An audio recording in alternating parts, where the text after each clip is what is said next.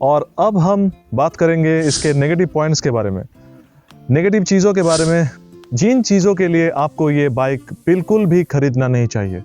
इस बाइक को अवॉइड बिल्कुल करना है इन सारे कारणों की वजह से।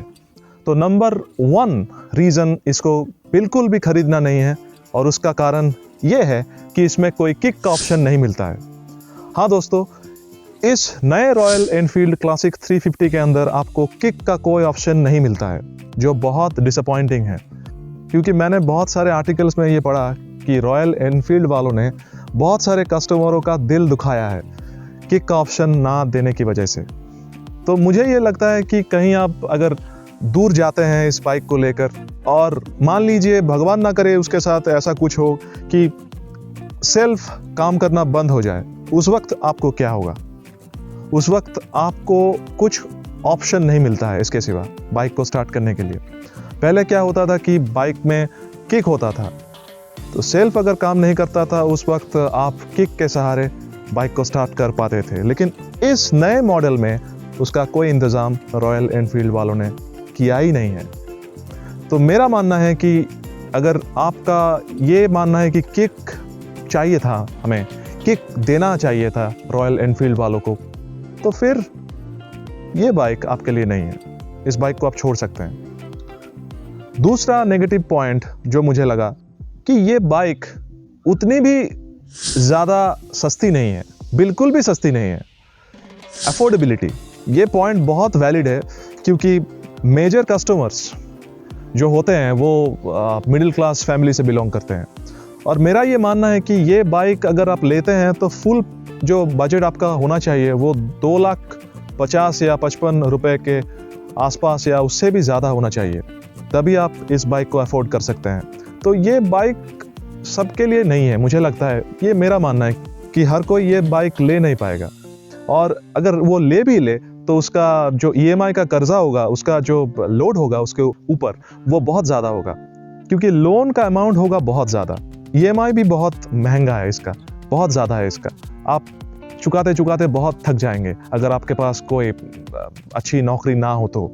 और इस बाइक का मेंटेनेंस कॉस्ट भी उतना ही ज़्यादा है, क्योंकि हाथी खरीदना बहुत आसान है, लेकिन उसका मेंटेनेंस करना, उसको खिलाना, उसको पिलाना बहुत मुश्किल होता है। तो मुझे ये लगता है कि हाथी जब आप खरीदते हैं तब तो मज़ा बहुत आता है कि मैंने तो हाथी खरीदा है, लेकिन उसका मेंटेनेंस जो कॉस्ट होता है, उसका ध्यान रखना, उसका जो मेंटेनेंस कॉस्ट बनता है वो बहुत ज़्यादा बनता है। नेगेटिव पॉइंट नंबर 3 जो मुझे लगा, इस बाइक के अंदर जो मिरर्स दिए गए हैं वो उतना अच्छा नहीं है। ये मुझे लगता है, ये मेरी पर्सनल ओपिनियन है कि बाइक्स में जो मिरर्स फिट किए गए हैं वो उतना ज़्यादा मजबूत नहीं है। और क्यों नहीं है, अगर आप इसका टेस्ट राइड लेते हैं तो आपको पता चल ही जाएगा, क्योंकि मैं आपको बताऊंगा, आप सबको बताऊंगा तो आप यकीन नहीं करेंगे। लेकिन इसका जो मिरर्स है वो उतना स्ट्रांग नहीं है, वो इतना भी स्टेबल नहीं है, क्योंकि मैंने 120 के स्पीड में इसको भगाया था और ये बिल्कुल भी स्टेबल नहीं रहा। ये कांप रही थी उस वक्त, बहुत शेक कर रही थी उस वक्त। तो ये तीसरा मुझे वीक पॉइंट लगा, क्योंकि मिरर्स अगर वीक होते हैं किसी बाइक के अंदर, किसी बाइक पर चढ़ते हुए अगर आपको महसूस होता है कि 100 के ऊपर या 80 के ऊपर जाते हुए आपको मिरर्स का झटका लगता है, मिरर्स बिल्कुल भी स्टेबल नहीं रहता है, या फिर आप देख नहीं पाते हैं कि पीछे कौन आ रहा है, पीछे से कौन आ रहा है, कि कौन जा रहा है। अगर मिरर्स हिलते रहेंगे, कांस्टेंट नहीं रहेगा, तो बहुत दिक्कत होती है। मिरर्स का स्ट्रांग होना बहुत बहुत ज़रूरी है एक बाइक के अंदर।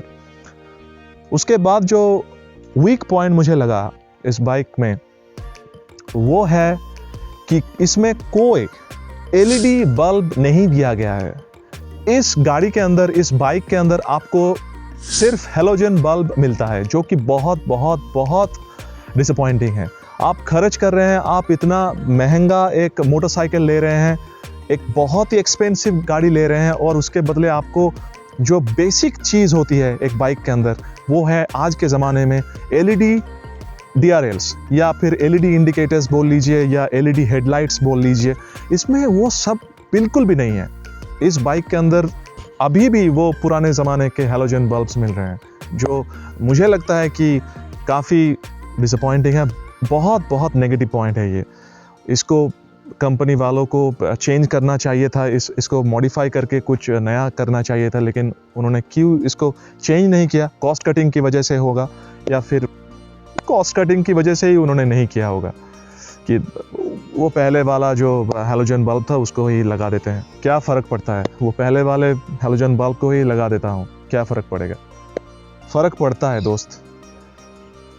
5वां डिसएडवांटेज मैं बताने जा रहा हूँ आपको इस बाइक के बारे में, और वो है इस बाइक का एक्सेसिव वेट, ओवर वेट।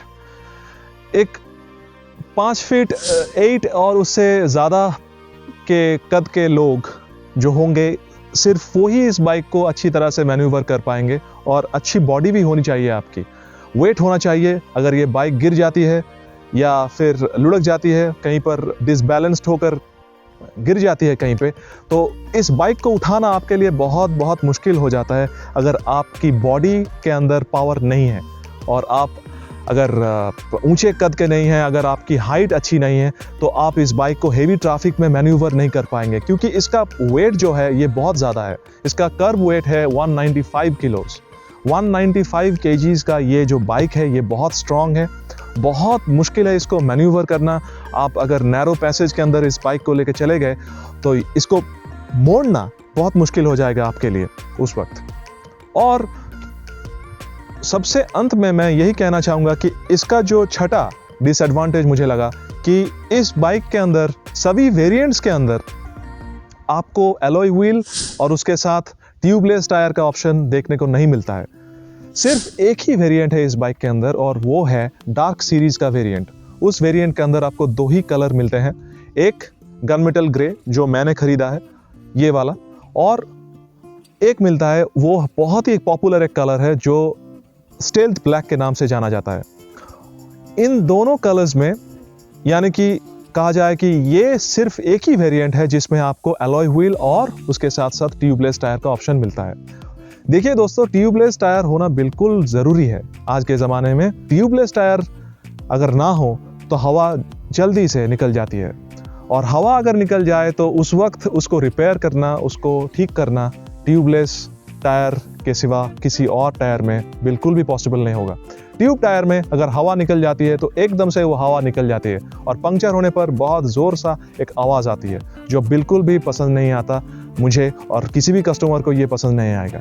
तो ट्यूबलेस टायर होना आज के ज़माने के बाइक में बहुत ही कंपलसरी होना चाहिए। सभी वेरिएंट्स में कंपनी को ये सोचकर इस बाइक को लॉन्च करना था कि सभी वेरिएंट्स के अंदर हमें ट्यूबलेस टायर और एलॉय व्हील देना चाहिए, लेकिन उन्होंने ऐसा नहीं दिया।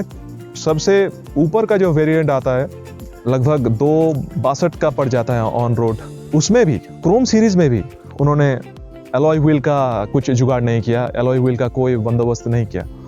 वो सिर्फ स्पोक्स व्हील देकर उसको छोड़ दिए। अगर आप एक बाइक को लॉन्च करते हैं मार्केट में 2,50,000 के ऊपर रेंज में, तो आपको कस्टमर के लिए थोड़ा बहुत इसके बारे में सोचना चाहिए था कि आप अगर दे देते। यहाँ पर आपको कॉस्ट कटिंग बिल्कुल नहीं करना चाहिए था। रॉयल एनफील्ड वालों को ट्यूबलेस टायर आपको तभी मिलेगा जब आपको एलॉय व्हील मिलता है। स्पोक्स व्हील में आपको ट्यूबलेस टायर कभी नहीं मिल सकता, और ऐसा ही है कुछ अपर वेरिएंट के मॉडल में। और आप सभी लोग इस वीडियो को लाइक कीजिएगा, प्यार दीजिएगा अगर आप मेरे से सहमत हैं, मेरे पॉइंट्स के साथ अगर सहमत है तो तब तक के लिए देखते रहिए मेरे इस प्यारे चैनल को, और सपोर्ट कीजिए मुझे सब्सक्राइब करके। मेरे चैनल को सब्सक्राइब कीजिए और दोस्तों के साथ शेयर कीजिए इस वीडियो को। जय हिंद, जय भारत, धन्यवाद।